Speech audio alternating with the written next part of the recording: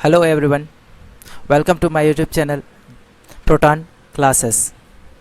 आज हम फिजिक्स के एक और महत्वपूर्ण टॉपिक साउंड यानी ध्वनि पर हम चर्चा करेंगे। इसमें देखेंगे कि क्वेश्चन किस तरीके से पेपर में आते हैं और कैसे उसको हम सॉल्व कर सकते हैं। काफ़ी महत्वपूर्ण टाइप के प्रश्न मैंने इसमें चयन किए हुए हैं जो परीक्षा के दृष्टिकोण से काफ़ी इम्पॉर्टेंट है। तो चलिए इसे शुरू करते हैं। तो यहाँ पर मैं पहले क्वेश्चन की तरफ चलता हूँ। क्वेश्चन नंबर 1, ध्वनि की तरंगे किस प्रकार की होती हैं, है ना। जो ध्वनि की तरंगे होती हैं वो किस प्रकार की होती है। तो यहाँ पर हमारे पास जो है इसके लिए एक सटीक आंसर मैं आप लोगों को थोड़ा सा पीछे जा करके दिखा दे। चले, ये आप देख पा रहे होंगे यहाँ पर, ये देखिए ये एक स्टिक है ना, ए और बी दो स्टिक है, इसमें वेव जनरेट हो रही है ना। तो जो तरंग है, जो वेव है, देख पा रहे हो आप लोग यहाँ पर, इसका जो कंप्रेशन इस तरीके से ये यहाँ पर हमें सुनाई देता है। तो ये कैसा है, सीधा है, यानी कि ये लॉन्गिट्यूडिनल है ना। क्या है, लॉन्गिट्यूडिनल है। जो तरंगे होती क्या हो रही है, लॉन्गिट्यूडिनली इस तरीके के यहाँ पर क्या है, अनुदैर्ध्य रूप से जो लॉन्गिट्यूडिनल फॉर्म में ये क्या कर रही है, मूव कर रही है। ठीक है, अब ये तो हो गया, तरंग जो है क्या हो रहा है, लॉन्गिट्यूडिनल फॉर्म में इस तरीके से मूव कर रहा है। दूसरी चीज, अब उसको इस जगह से साउंड वेव को कान तक आने के लिए एक माध्यम लगेगा, है ना, एक माध्यम की आवश्यकता होगी। अब चूंकि ये माध्यम ले रहा है, इसका मतलब ये जो तरंगे हो एक तरीके से यांत्रिक तरंगे होगी, मैकेनिकल तरंगे, क्योंकि मैकेनिकल तरंगे को क्या होता है, एक जगह से दूसरी जगह जाने के लिए उसको मीडियम का रिक्वायरमेंट होता है, माध्यम चाहिए होता है।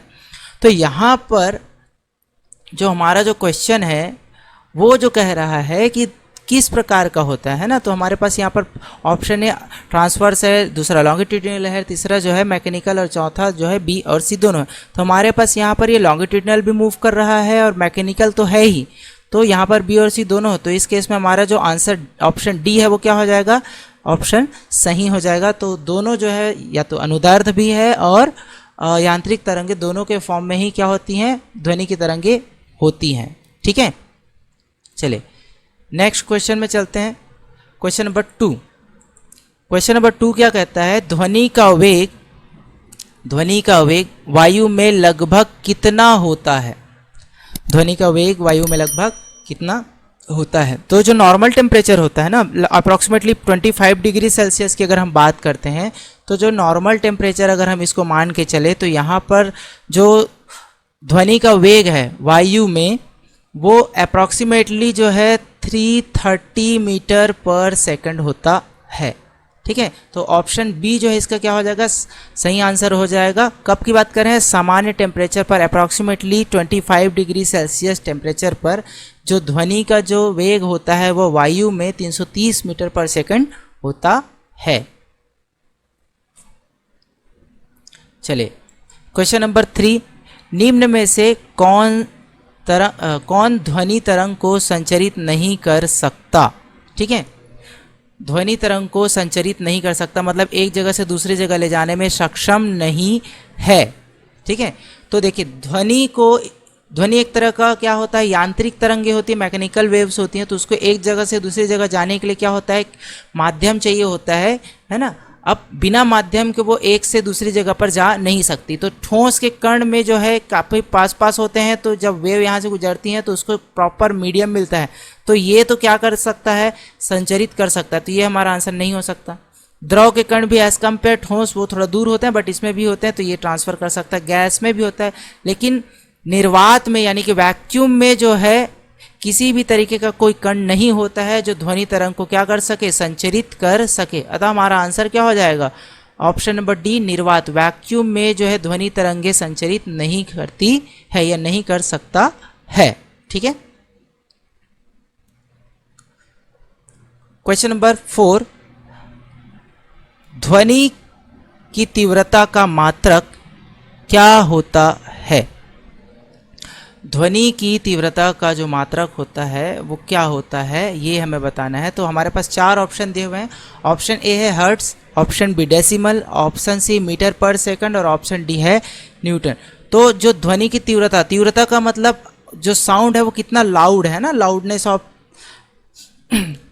ऑफ साउंड, उसकी बात कर रहे हैं। तो इसको हम जो है किस में मापते हैं, डेसिबल में मापते हैं, है ना, किस में मापते हैं, डेसिबल में मापते हैं। और ये एक तरीके का जो है लॉगरिथमिक स्केल होता है।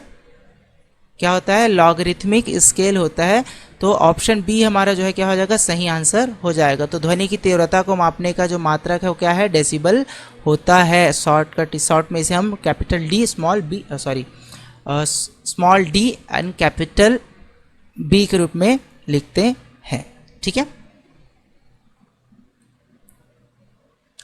क्वेश्चन नंबर 5, मनुष्य किस आवृत्ति सीमा की ध्वनि सुन सकता है। मतलब जो ह्यूमन है, हम लोग जो है कितनी फ्रेक्वेंसी की ध्वनि या साउंड को हम क्या कर सकते हैं, सुन सकते हैं। तो इसके लिए जो है इसका जो सही आंसर हो जाएगा वो हो जाएगा ऑप्शन नंबर बी, 20 से 20,000 हर्ट्ज तक के जो साउंड फ्रेक्वेंसी होती है उसको हम सुन सकते हैं। अगर इससे कम है ना, 20 से 20,000 हर्ट्ज तक का, अगर इससे क्या है, कम है ना, तो इसको हम बोलते हैं इंफ्रासोनिक। क्या बोलते हैं, इंफ्रासोनिक बोलते हैं। और ज़्यादा है तो उसको बोलते हैं अल्ट्रासोनिक वेव कहा जाता है। तो इसको थोड़ा याद रखिएगा, 20 से 20,000 हर्ट्ज तक का जो साउंड वेव है हम वो आसानी से सुन सकते हैं, लेकिन इसके नीचे का जो साउंड होता है उसको हम बोलते हैं इंफ्रासोनिक, और इससे ऊपर का जो होता है उसको बोलते हैं अल्ट्रासोनिक। तो इन दोनों को ही हम सुन नहीं सकते, मतलब मनुष्य जो है इन दोनों फ्रिक्वेंसी को सुन नहीं सकता। ठीक है, सुनने में सक्षम नहीं होता है। चलिए नेक्स्ट क्वेश्चन चलते हैं। किस माध्यम में ध्वनि का वेग सबसे अधिक होता है। ध्वनि का जो वेग है वो सबसे अधिक होगा। तो भाई सिंपल सी बात है, ध्वनि एक मैकेनिकल वेव होती है, यांत्रिक तरंगे होती हैं, तो उसको ट्रैवल करने के लिए माध्यम का रिक्वायरमेंट होता है। तो जितना सघन माध्यम होगा उसकी जो वेग होगी, उसकी तीव्रता होगी उतनी ही हाई होगी। तो यहाँ पर हमारे पास क्या क्या ऑप्शन है हम देख लेते हैं। तो ऑप्शन ए है वायु, ऑप्शन बी है जल, ऑप्शन सी है लोहा और ऑप्शन डी है लकड़ी। तो यहाँ पर वायु का जो माध्यम है यानी कि गैस जो है उसका जो पार्टिकल्स है दूर दूर होते हैं, तो ये उतना अच्छे से क्या करेगा, ट्रैवल करने में हेल्प नहीं कर सकता। तो इसमें थोड़ा सा कम होगा, तो ये हमारा आंसर नहीं हो सकता। जल के पार्टिकल्स में भी एज कंपेयर सॉलिड थोड़े से दूर दूर होते हैं, तो ये भी उतने अच्छे से ट्रैवल नहीं करेगा। अब ये दोनों ही सॉलिड होते हैं, बट लोहे के पार्टिकल्स क्या होते हैं, काफ़ी नज़दीक नज़दीक होते हैं। तो ये हमारा एक सही आंसर हो सकता है, या जो लोहा है वो हमारा सही आंसर होगा, क्योंकि लकड़ी की तुलना में इसके पार्टिकल्स काफ़ी नज़दीक होते हैं और उसमें ज़्यादा अधिक तेज़ी से क्या हो सकता है, ध्वनि की तरंगे जो है ट्रैवल कर सकती है। चलिए नेक्स्ट क्वेश्चन में चलते हैं। क्वेश्चन नंबर 7, प्रतिध्वनि जिसे हम इको कहते हैं, इको साउंड जो होता है, सुनने के लिए ध्वनि स्रोत और परावर्तक सतह के बीच न्यूनतम दूरी कितनी होनी चाहिए या क्या होनी चाहिए, इसको हमें बताना है। तो हमारे पास 4 ऑप्शन है। Option A option 10 metre, option B 17 metre, option C 25 metre and option D जो है 5 मीटर्स। तो यहाँ पर जो है थोड़ा सा इंटरेस्टिंग क्वेश्चन है ये, अब इसको थोड़ा समझिए।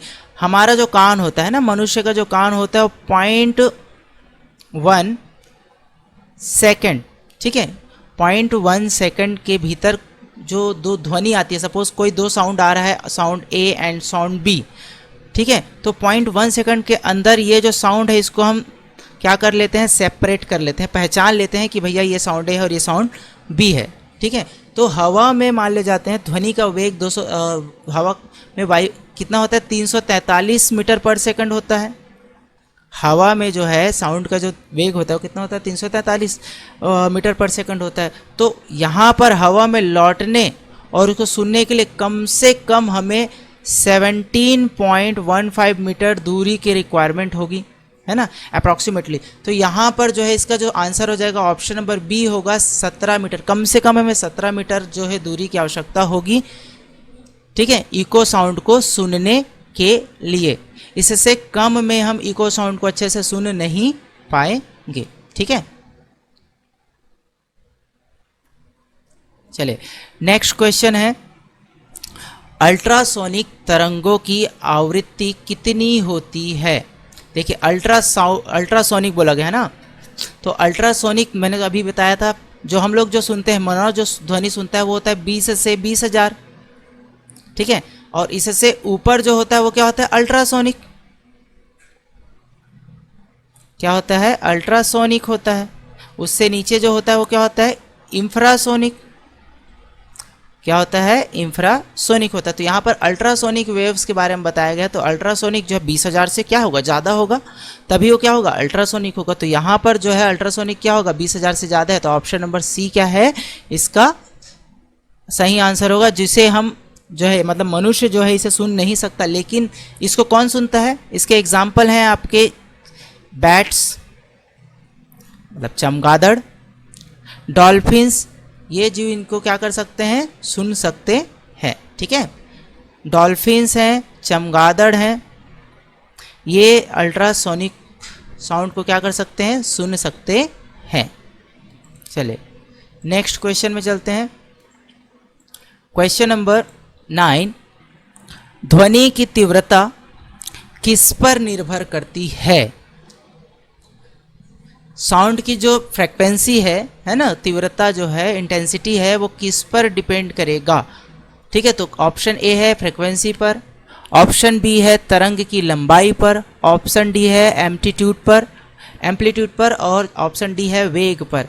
तो इसमें जो है इसका जो सही आंसर होगा वो होगा आपका एम्पलीट्यूड, ठीक है। Option number C amplitude. क्यों, क्योंकि जो लाउडनेस होता है, जो साउंड की जो तीव्रता होती है वो उसके आयाम से होता है ना, उसके तरंग के आयाम के आधार पर होता है। तो जितना ज़्यादा उसका आयाम होगा, है ना, उसकी एम्पलीट्यूड होगी, उतना ही तेज वो क्या होगी, ध्वनि होगी। तो ध्वनि की जो तीव्रता है उसके एम्पलीट्यूड पर क्या करता है, डिपेंड करता है। जितना ज़्यादा एम्पलीट्यूड होगा वह ध्वनि उतनी ही ज़्यादा तीव्र होगी, ठीक है। क्वेश्चन नंबर 10, निम्न में से कौन सा उपकरण अल्ट्रासोनिक का उपयोग करता है।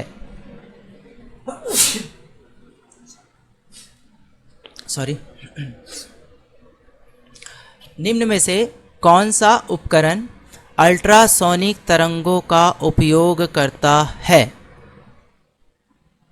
Option A radio, option B television, option C sonar और ऑप्शन डी जो है माइक्रोफोन।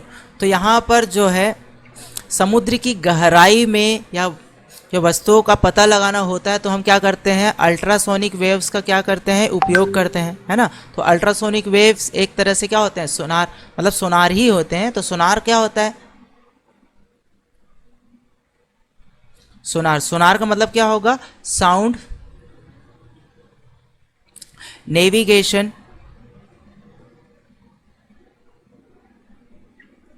एंड रेंजिंग, ठीक है। साउंड नेविगेशन एंड रेंजिंग जिसे हम क्या बोलते हैं, एक साथ शॉर्ट में सोनार कहते हैं, ठीक है। तो ये गहराई में वस्तुओं का पता लगाने के लिए, जैसे समुद्र वगैरह है उसकी गहराई को मापने के लिए, वस्तुओं का पता लगाने के लिए जो है इसका उपयोग करते हैं। तो इसका जो सही आंसर हो जाएगा वो हो जाएगा सोनार, जहाँ पर अल्ट्रासोनिक वेव्स का उपयोग किया जाता है, ठीक है।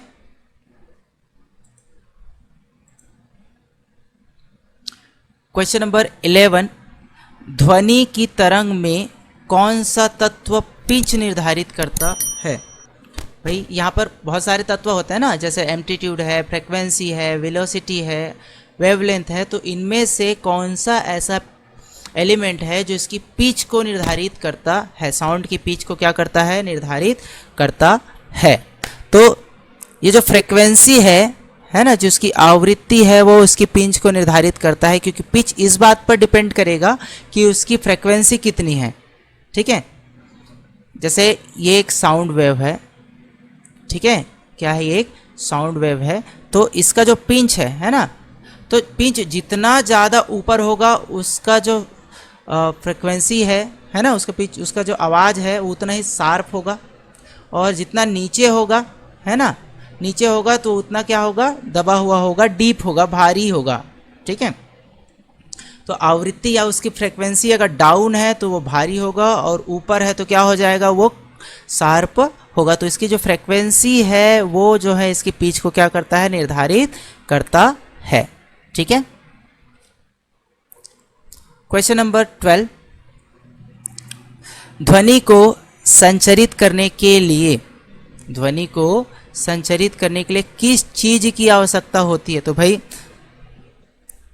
ध्वनि एक तरह का मैकेनिकल वेव होता है। क्या होता है? मैकेनिकल वेव होता है, और इसको ट्रांसफ़र होने के लिए, ट्रैवल करने के लिए जो है एक मीडियम चाहिए, माध्यम की आवश्यकता होती है। जैसे ठोस है, द्रव है, गैस है, तो ये ऐसे किसी माध्यम में ये ट्रैवल कर सकता है। माध्यम जितना ज़्यादा ठोस होगा, है ना, वो उतने अच्छे से ट्रैवल करेगा, और जितना धीरे धीरे उसके पार्टिकल्स दूर जाते जाएंगे, मतलब वो शिथिल होते जाएगा, वैसे वैसे उसकी जो तीव्रता है, मतलब जो तीव्रता है वो धीरे धीरे कम होने लगती है। तो निर्वात में जो है ना, ये ट्रैवल नहीं कर सकता, खाली जगह पे वो ट्रैवल नहीं कर सकता। तो यहाँ पर इसको ट्रैवल करने के लिए हमें किसकी आवश्यकता पड़ेगी? माध्यम की आवश्यकता पड़ती है। ठीक है, option B is correct answer. चले क्वेश्चन नंबर 13। क्वेश्चन नंबर 13 जो है वो कहता है, मानव कान ध्वनि को किस रूप में ग्रहण करता है? ठीक है, ऑप्शन ए प्रकाश के रूप में, ऑप्शन बी तरंग के रूप में, ऑप्शन सी ताप के रूप में, या विद्युत रूप में। तो हमारा जो कान है वो उसको तरंग के रूप में क्या करता है? ग्रहण करता है, क्योंकि तरंग जो है हवा माध्यम से चलती हुई आती है, और हमारे कान के जो झिल्ली होती है, जिसे हम एयर ड्रम कहते हैं, उस पर आकर के टकराती है और उसे वाइब्रेट करती है, जिससे हमें साउंड जो है या ध्वनि जो है क्या होती है? महसूस होती है ना। साउंड या ध्वनि क्या होती है? महसूस होती है, जिससे हमें पता लगता है कि हमें कोई साउंड जो है, ध्वनि सुनाई दे रही है। ठीक है, तो तरंग के रूप में जो है हम उसको ग्रहण करते हैं। क्वेश्चन नंबर 14, चले, कौन सा जीव अल्ट्रासोनिक तरंगों का उपयोग स्थान ज्ञात करने के लिए करता है? तो यहाँ पर सिंह है, चमगादड़ है, कुत्ता है, हाथी है। तो जो चमगादड़ होते हैं वो स्थान ज्ञात करने के लिए जो है अल्ट्रासोनिक साउंड या अल्ट्रासोनिक वेव का जो है उपयोग करता है। इसे हम जो है इको लोकेशन कहते हैं। क्या कहते हैं? Echo location. ठीक है, ये साउंड क्रिएट करता है, इको करता है, साउंड जो है जाकर के टकरा के वापस आती है, तो वो समझ जाता है, क्योंकि रिटर्न आने वाली आवाज़ जो है अगर आ रहा है तो वहाँ पर कोई खोखली जगह नहीं है, तो वो अपना रास्ता जो है बदल देता है या वस्तु का पता लगा लेता है। ठीक है, चलिए क्वेश्चन नंबर 15, ध्वनि तरंगों की इकाई, ध्वनि तरंगों की इकाई, ध्वनि तरंगों की इकाई हर्ट्ज किसे मापने के लिए की जाती है? ठीक है, तो क्या माप सकते हैं हम इसके इकाई से, हर्ट्ज से? आयाम, तीव्रता, आवृत्ति या फिर ऊर्जा। ठीक है, तो यहाँ पर हम जो है क्या करते हैं, आवृत्ति, ध्वनि तरंग की आवृत्ति या फ्रेक्वेंसी को मापने के लिए जो है हम क्या करते हैं, हर्ट्ज का प्रयोग करते हैं। ठीक है, मतलब इसका मतलब क्या होगा, जो एसआई यूनिट है, हर्ट्ज जो है क्या है, हर्ट्ज जो है एक एसआई यूनिट है, किसके लिए? ध्वनि तरंगों के लिए, है ना। तो इसका मतलब क्या होगा, एक सेकंड में जो है वो कितनी बार उस तरंग को दोहराती है, वह उसका क्या होता है, मात्रक होता है, हर्ट्ज होता है ना। जितना हर्ट्ज हो उतना, सपोज 1 हर्ट्ज है, 1 हर्ट्ज का है, तो वो क्या हो जाएगा, 1 सेकंड में 1 बार टकराता है। 2 हर्ट्ज है तो 1 सेकंड में 2 बार टकराएगा। 10 हर्ट्ज है तो 1 सेकंड में 10 बार टकराएगा। तो वैसे ही उसकी फ्रिक्वेंसी को हम बताते हैं। ठीक है, अगर 1 सेकंड में 1000 बार टकरा रहा है तो वो क्या हो जाएगा, 1000 हर्ट्ज बराबर 1 सेकंड, राइट। ओके, इसको याद रखना। क्वेश्चन नंबर 16, ध्वनि तरंग का कौन सा गुण, ध्वनि तरंग का कौन सा गुण यह निर्धारित करता है कि ध्वनि भारी है या फिर तीखी है? ठीक है, तो यहाँ पर जो है ध्वनि तरंग का कौन सा गुण जो है ये बताता है कि वो भारी है या फिर तीखी है। तब उस केस में यहाँ पर जो उसकी फ्रेक्वेंसी है, ठीक है, थोड़ी देर पहले हमने देखे, जो फ्रेक्वेंसी है जितना ज़्यादा हाई पिच पे होगा, ठीक है, जितना ज़्यादा हाई पिच पे होगा, जितना ज़्यादा हाई पिच पे होगा वह ध्वनि उतना ही ज़्यादा क्या करेगा, तीखी होगी या श्रील होगी या शार्प होगी, ठीक है। और जितना ज़्यादा लो पिंच पे होगा लो पिंच पे होगा तो वो क्या होगी, हैवी होगी या ग्रेव होगी या फिर क्या होगी, भारी होगी। तो लो पिंच वाली जो फ्रिक्वेंसी है वो क्या होगी, भारी होगी, और हाई पिंच वाली फ्रिक्वेंसी क्या होगी, तीखी ध्वनि होगी, ठीक है। जिसकी फ्रिक्वेंसी ज़्यादा है वो तीखी होगी और जिसकी फ्रिक्वेंसी कम है वो क्या होगी, भारी होगी। तो ऑप्शन नंबर सी जो है इसका सही आंसर है। चलिए क्वेश्चन नंबर 17, ध्वनि किसके माध्यम से सबसे तेज गति करती है या तेज यात्रा करती है। तो भाई ऑब्वियस इसका जो सही आंसर होगा वो लोहा होगा, क्योंकि ठोस में ये सबसे ज़्यादा तेज क्या करता है, गति करता है, ठीक है। सबसे ज़्यादा गति ये ठोस पे करेगा, फिर उससे कम द्रव में, और सबसे कम जो है गैस में करता है। तो ये इस दिशा में जो है उसका वेग कंटिन्यूसली क्या होता है, रिड्यूस होते जाता है, क्योंकि लोहा जो है ठोस होता है और इसकी गति सबसे ज़्यादा होती है। ठोस में इसकी जो गति होती है वो 5100 मीटर पर सेकंड होती है, 5100 मीटर पर सेकंड होती है, ठीक है। क्वेश्चन नंबर 18, ध्वनि तरंगों का परावर्तन किस सिद्धांत पर आधारित होता है। हमें सिद्धांत बताना है, ध्वनि तरंगों का परावर्तन यानी कि रिफ्लेक्शन किस सिद्धांत पर आधारित होता है। ऑप्शन ए न्यूटन का गति का नियम, ऑप्शन बी हुक का नियम, ऑप्शन सी परावर्तन का नियम, और चौथा आर्किमिडीज का सिद्धांत। तो भाई यहाँ पर एंगल ऑफ रिफ्रैक्शन जो है या एंगल ऑफ इंसिडेंस पर यहाँ पर क्या होगा, ये दोनों जब बराबर होते हैं तो क्या होता है, प्रकाश की जो तरंगे होती हैं, वो जो ध्वनि तरंगे होती हैं वो प्रकाश की भांति क्या करता है, व्यवहार करते हैं, उसमें परिवर्तित हो जाता है। यानी कि एंगल ऑफ इंसिडेंस और एंगल ऑफ रिफ्रैक्शन दोनों ही क्या होंगे, इक्वल होंगे, या angle of incidence and angle of refraction दोनों ही क्या होंगे, बराबर होंगे, क्योंकि वेव जो है क्या होता है, लाइट की तरह बिहेव करता है। तो यहाँ पर जो है ऑप्शन सी जो है क्या होगा, सही आंसर हो जाएगा। परावर्तन का नियम इस पर आधारित होता है। चलिए क्वेश्चन नंबर 19 क्या कहता है, संगीत वाद्य यंत्रों की ध्वनि में वेरिएशन किस कारण होता है। मतलब जो संगीत वाली ध्वनियाँ होती हैं, जो तबला, पेटी या अन्य तरीके के जो वाद्य यंत्र होते हैं, इसकी साउंड या ध्वनि में वेरिएशन किस कारण होता है, उसका कारण क्या है। तो उसका जो कारण होता है वो होता है आपका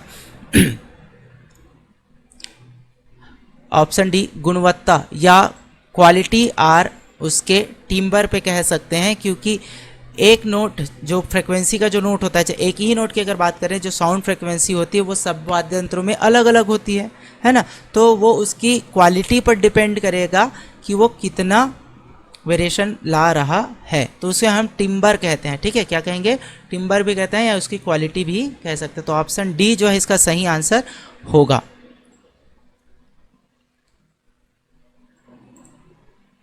चले क्वेश्चन नंबर 20, ध्वनि का वेग वायु में किस कारक पर सबसे अधिक निर्भर करता है, ठीक है।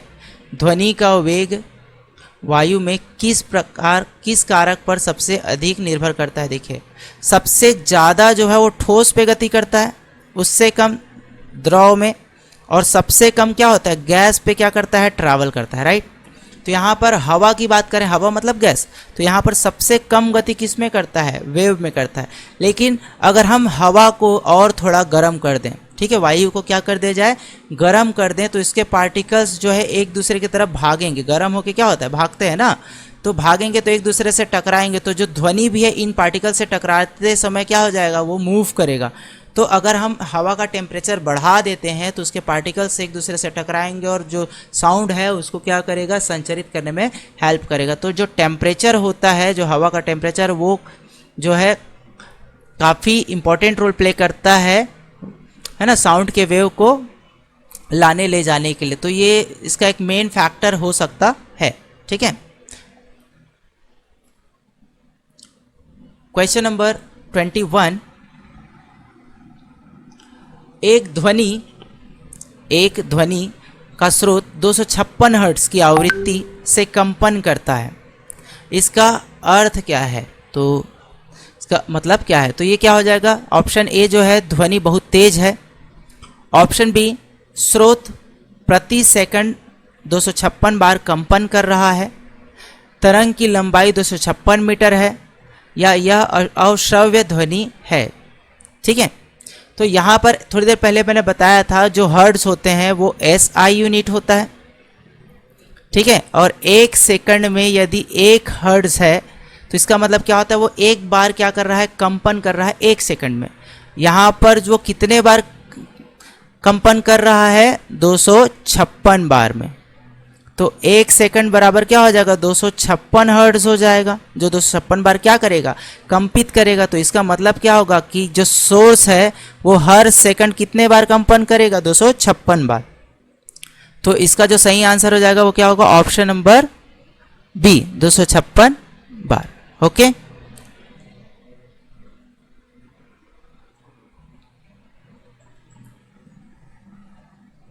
चले क्वेश्चन नंबर 22।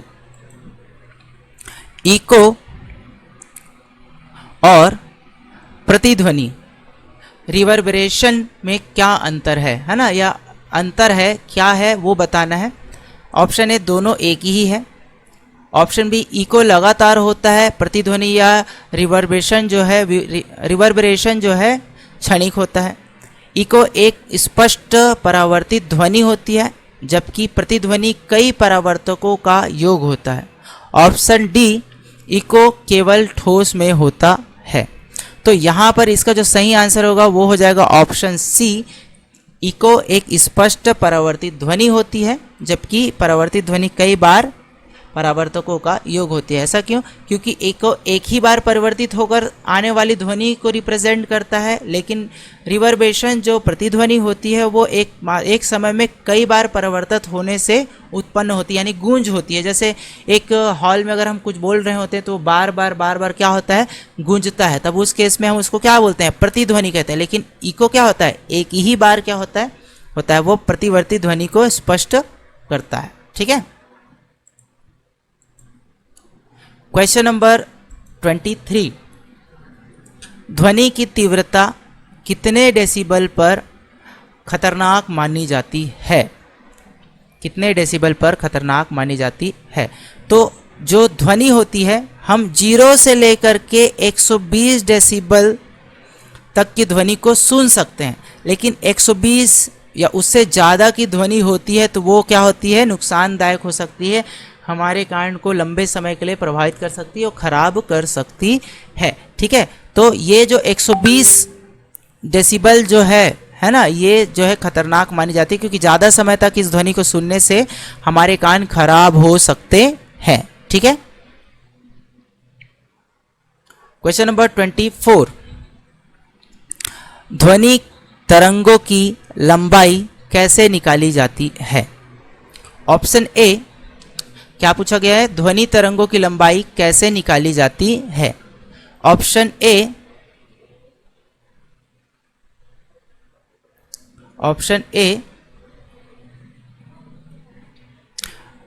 वेग और समय, ऑप्शन बी वेग और आवृत्ति, ऑप्शन सी आयाम और फ्रीक्वेंसी आवृत्ति, और ऑप्शन डी तीव्रता और समय। तो यहाँ पर जो है जो हमारा आंसर होगा वो हो जाएगा ऑप्शन बी, वेग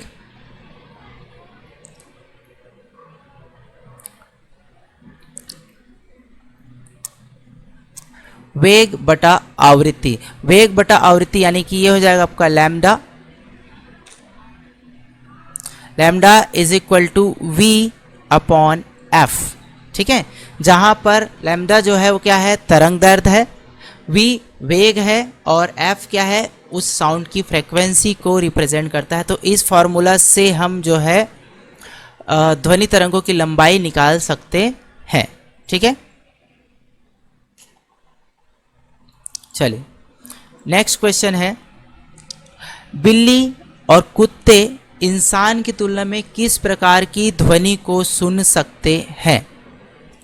कम आवृत्ति वाली ध्वनि, अधिक आवृत्ति वाली ध्वनि, केवल वही जो हम सुन सकते हैं, वे ध्वनि नहीं सुन सकते, है ना। तो यहाँ पर जो है ऑप्शन बी इसका सही आंसर हो जाएगा। वे अधिक आवृत्ति वाली ध्वनि को सुन सकते हैं, क्योंकि कुत्ते और बिल्ली जो है अल्ट्रा सोनिक साउंड को सुन सकता है, ठीक है, अल्ट्रासोनिक साउंड को सुन सकता है, जबकि मनुष्य जो है इस साउंड फ्रिक्वेंसी को सुन नहीं सकता। इसलिए कुत्तों के लिए जो है एक विशेष तरीके की सीटी बजाई जाती है जो जो मनुष्य को सुनाई नहीं देती है, ठीक है। तो यहाँ पर ऑप्शन बी जो है इसका सही आंसर हो जाएगा। चलिए क्वेश्चन नंबर 26। क्वेश्चन नंबर 26 क्या कहता है, जब ध्वनि किसी सतह से टकराकर वापस लौटती है, ध्वनि किसी सतह से, ये साउंड वेव है ना, एक सतह है, उससे टकरा करके क्या हो रही है, वो रिटर्न आती है, तो उसे क्या कहते हैं वो बताना है, ठीक है। तो भाई तरंग जो है क्या होता है, एक तरीके से अगर हम कहें कि तरंग जो है एक प्रकाश की तरह बिहेव करेगा, तो ये जो है इंसिडेंस और ये जो है रिफ्लेक्शन होगा, तो यहाँ पर वो आएगा और रिफ्लेक्ट हो जाएगा, तो इसे हम क्या कहते हैं, परावर्तन कहते हैं। क्या कहते हैं, परावर्तन कहते हैं, ठीक है। इसी कारण क्या होता है, जब वो आती है और टकरा करके रिटर्न हो जाती है तो साउंड कैसे करता है, इको करता है, ठीक है, साउंड कैसे करता है, इको करता है। ऑप्शन सी इसका सही आंसर हो जाएगा। चलिए नेक्स्ट क्वेश्चन में चलते हैं। कंपन करने वाली वस्तु की गति को क्या कहते हैं, कंपन करने वाली वस्तु की गति को क्या कहते हैं, आवृत्ति, तरंग दैर्ध्य, अनुनाद या फिर दोलन, ठीक है, जिसे ऑसिलेशन भी कहा जाता है। तो इसका जो सही आंसर होगा वो होगा ऑसिलेशन, दोलन, ठीक है, क्योंकि कोई वस्तु अपने स्थिति से आगे पीछे बार बार गति करता है तो उसे हम क्या बोलते हैं, ठीक है, क्या कहते हैं हम लोग उसे, दोलन कहते हैं, जो कंपन पर आधारित होता है, वाइब्रेट करता है कि नहीं। तो इसलिए इसका जो सही आंसर हो जाएगा वो क्या होगा, दोलन होगा। चलिए क्वेश्चन नंबर 28। किसी ध्वनि स्रोत से दूरी बढ़ने पर ध्वनि की तीव्रता पर क्या प्रभाव पड़ता है। ऑप्शन ए बढ़ जाती है, ऑप्शन बी अपरिवर्तित रहती है, ऑप्शन सी घट जाती है और ऑप्शन डी पहले बढ़ती है फिर घटती है। तो इसका जो सही आंसर होगा वो होगा ऑप्शन सी, घट जाती है, क्योंकि स्रोत यानी कि माध्यम से अगर दूरी बढ़ जाए तो क्या होगा, उसकी ऊर्जा जो है फैल जाएगी, है ना। सपोज ये एक सोर्स है और यहाँ पर उसको पहुँचाना है, लेकिन इसकी दूरी को हम यहाँ पर न रख करके जो इसको यहाँ बढ़ा देते, तो साउंड वेव जो यहाँ पर आने वाला था तो इसकी जो एनर्जी जितनी लगनी थी वो एनर्जी इधर उधर डिस्ट्रीब्यूट हो जाएगी, तो वहाँ तक पहुँचने में इसकी जो तीव्रता है वो क्या हो जाएगी, कम हो जाएगी, और आवाज़ हमें क्या होगी, धीमी सुनाई देगी। इसलिए दूर की जो आवाज़ें होती हैं वो हमें धीमी सुनाई देती है, क्योंकि उसकी एनर्जी क्या हो जाती है, बट जाती है। Okay, question number 29। मानव के या मनुष्य के कान के पर्दे, जिसे हम ईयर ड्रम भी कहते हैं, है ना, उसकी क्या भूमिका होती है। भाई ध्वनि हमें सुनाई देती है तो किसकी वजह से सुनाई देती है, ईयर ड्रम की वजह से, तो इसका मेन रोल क्या है वो चीज़ें बताना है। ऑप्शन ए कंपन को विद्युत तरंगों में बदलता है, कंपन को महसूस कर ध्वनि उत्पन्न करता है, कंपन को ग्रहण कर मस्तिष्क तक पहुंचाता है, या तरंग की दिशा बदलता है। तो भाई सिंपल सी बात है, कंपन को महसूस करेगा, कंपन को ग्रहण करेगा और हमारे ब्रेन तक पहुंचाएगा, और जैसे ही दिमाग में पहुंचता है, मस्तिष्क में पहुंचता है, तो हमें पता चल जाता है, हमारा ब्रेन उसको रिकॉग्नाइज कर लेता है कि ये किस तरीके का साउंड है, ठीक है। तो ऑप्शन सी इसका जो है सही आंसर होगा, क्योंकि हमारा जो कंपन होता है उससे हमारी जो श्रवण तंत्रिका होती है, जो ऑडिबल नर्व होते हैं, वो उसको समझता है और उसके माध्यम से ही मस्तिष्क तक पहुंचाता है, ठीक है। ओके,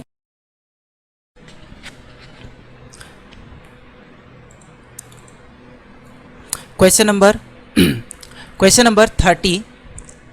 बिल्कुल शांत वातावरण में ध्वनि की तीव्रता लगभग कितनी होती है? ध्वनि की जो तीव्रता होती है वो कितनी होती है, उसकी फ्रीक्वेंसी, है ना, तो वो हमें बताना है। तो भाई शांत वातावरण में ध्वनि की जो तीव्रता होती है वो 0 होती है, क्योंकि बिल्कुल भी आवाज़ नहीं रहता, है ना। जो श्रवण सीमा जो होती है मनुष्य की वो एकदम जीरो जीरो साउंड होता है, उसको हल्की ध्वनि उसको भी क्या होता है, सुन लेता है ना, न्यूनतम तीव्रता उसको भी क्या करता है मनुष्य जो है सुन सकता है। तो इसकी जो मिनिमम तीव्रता होती है वो क्या होती है, 0 डेसिबल की होती है।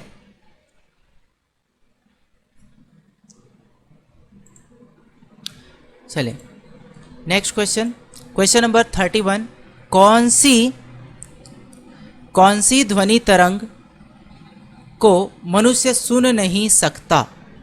कौन सी ध्वनि तरंग को मनुष्य सुन नहीं सकता? तो भाई मनुष्य की श्रवण क्षमता जो है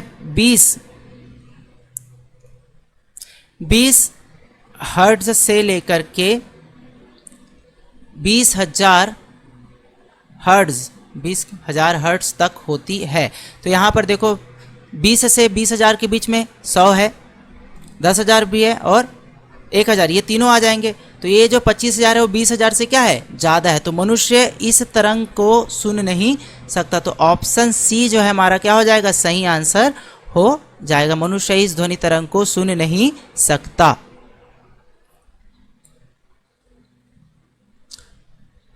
क्वेश्चन नंबर 32। ध्वनि तरंग का कौन सा गुण मापा जाता है? ध्वनि तरंग का कौन सा गुण मापा जाता है?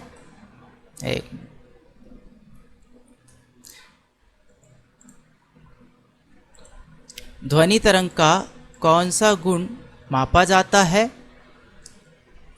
जब हम कहते हैं ये ध्वनि तेज है ना, जब हम कहते हैं ये ध्वनि तेज है, तो वहां पर ऑप्शन ए है पिच, तीव्रता, आवृत्ति और अनुनाद।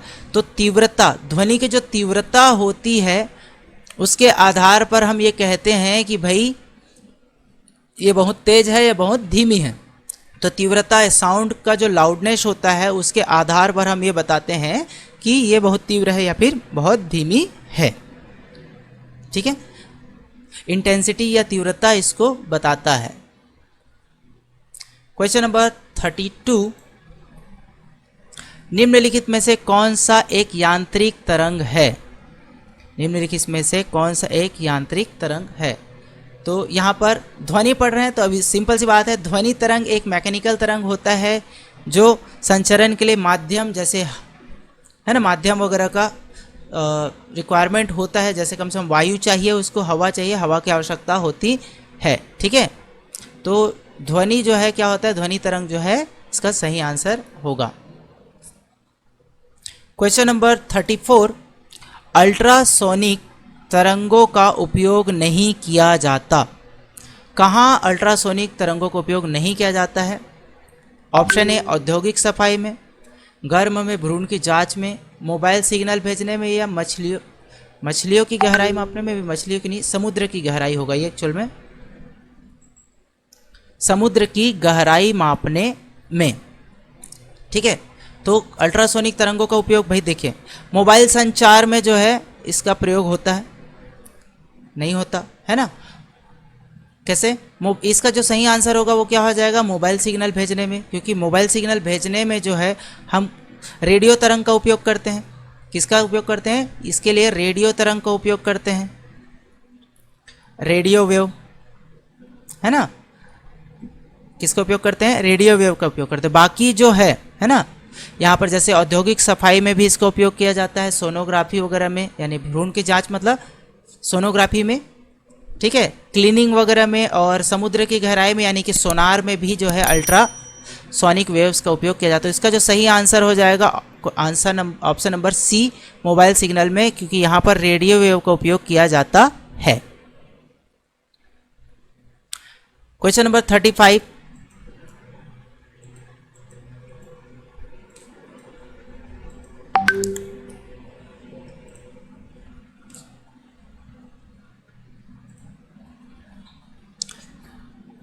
ध्वनि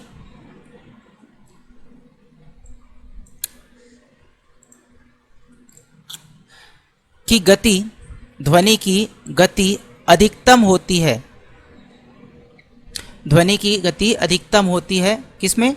ठोस में, है ना, क्योंकि ठोस के कण क्या होते हैं? पास पास होते हैं, इसलिए उसकी गति क्या होती है? अधिकतम होती है। और सबसे कम गैस में होती है ना। और निर्वात में जो है बिल्कुल भी ध्वनि गति नहीं करती, क्योंकि इसमें किसी भी प्रकार के कोई कण पाए नहीं जाते। तो इसका आंसर हो जाएगा आपका ऑप्शन ए ठोस। ठीक है, ऑप्शन ए ठोस इसका सही आंसर होगा।